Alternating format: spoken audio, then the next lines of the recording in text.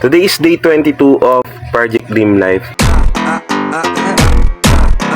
And today, share ko lang sa inyo guys, ano nga ba yung isa sa mga pinaka-kinakatakutan ng isang freelancer. So, ayun guys, based sa experience ko as the most scariest thing sa pagiging freelancer is hindi naman talaga yung paghahanap ng client. The most scariest thing sa pag-freelance is hindi din yung pagpo-provide ng services. Kasi aware ka na sa job description mo, sa profile description mo, madali na mapoprovide at mapoprovide mo yung napag-usapan mo ni client. Pero the most scariest thing is kapag magsisend ka na ng invoice or kukunin mo na yung payment ng go-ghost. Alam mo yun, yung bigla ka na lang hindi i-chat or bigla na lang mawala ng communication as in. And share ko lang yung nangyari sa akin guys.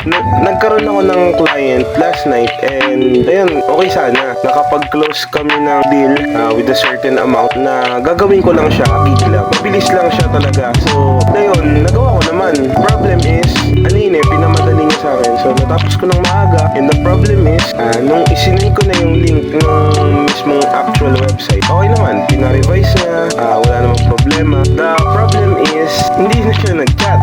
And tinitingnan natin, pero in-unpublish ko din muna yung site. Kasi, ayun, biglang totoong naman siya. Totoong tao naman siya. Hindi naman siya dami ako. Kaya lang, ayun nga. Ewan ko ba, bigla sila nagiging ghost pagka, singilan na. And, ewan ko kung ako lang naka-experience nun or sa ibang din. Pero, ayun, isa sa mga scariest things yung nagpagod ka, nagpuyat ka, tinapos mo yung trabaho, and then yung client mo, i-go-ghost ka. So, yun, share ko lang, wala namang problema yun. Well, nangyayari talaga yun. Lalo na sa akin, at first timer pa lang sa pagiging web designer. So, ayun lang. Reminder lang din guys, let our transaction be transaction based lang. Walang no emotions involved. Kung hindi ka man bayaran, it doesn't mean na hindi ka magaling or alam mo yun, hindi worth it yung trabaho mo. It's just may mga ganun lang talaga na, alam mo yun, client na nang gogo. Huwag tayong ma-degrade or yung bababa yung moral natin.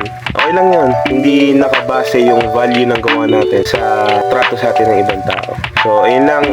Keep on pushing, keep on doing what you love, and trabaho lang. Huwag natin personalin yung mga bagay-bagay. So, ayun lang. That is all. Thank you for watching.